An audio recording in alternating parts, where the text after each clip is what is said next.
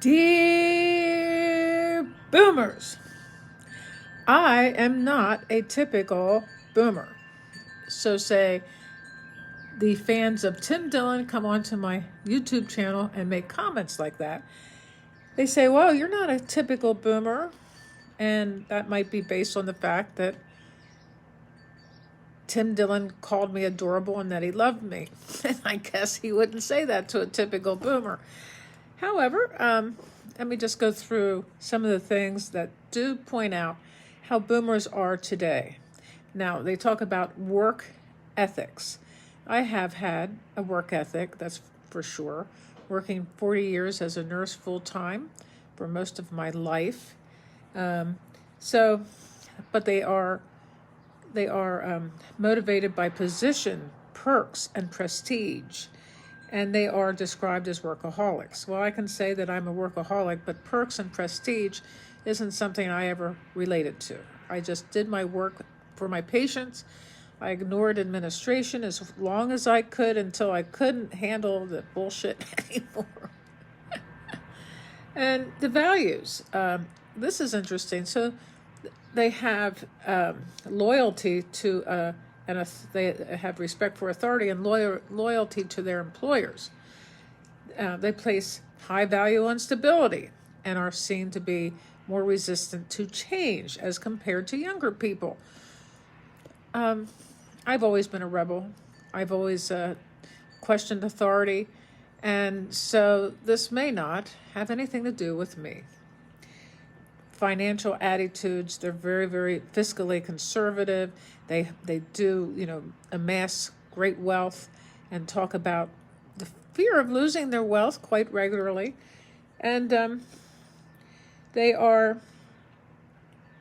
we've had better access to economic, educational opportunities.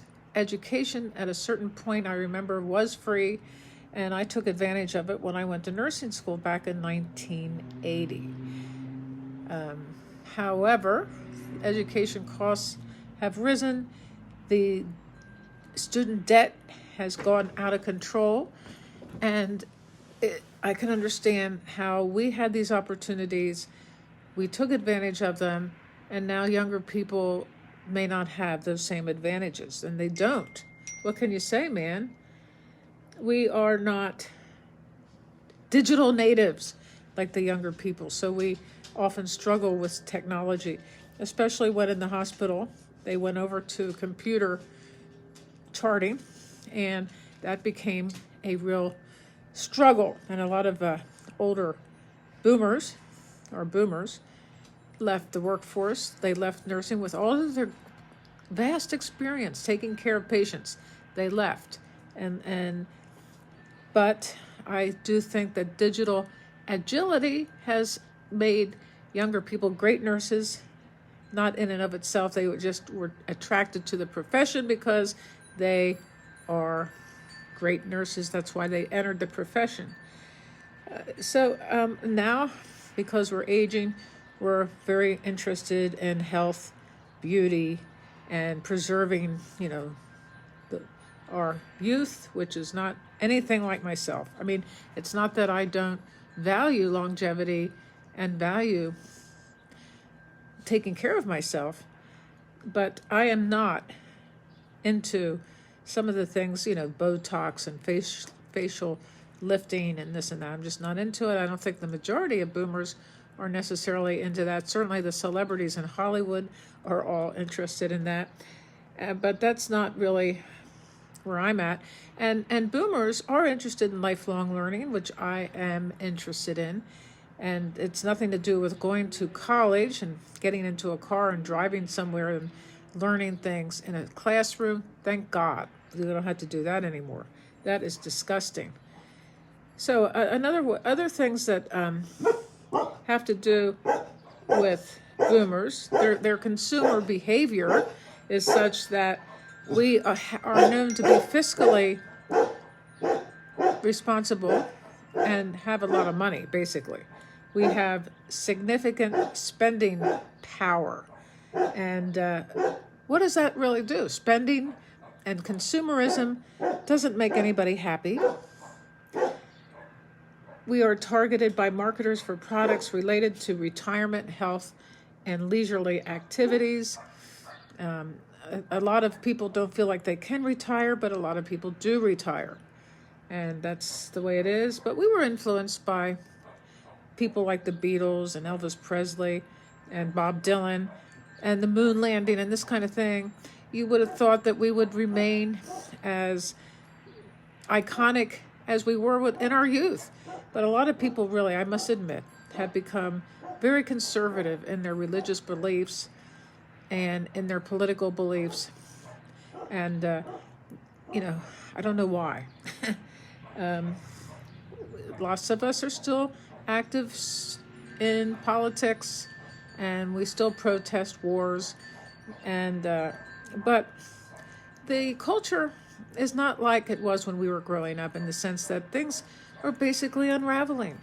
And the climate, the news. Oh, this is interesting. The boomers like to watch MSNBC and CNN and other cable TV things. And the younger people, this is what I do, like to watch independent media online, or however way we can get it. And I think I noticed that boomers are more and more doing this too, because there's just too much.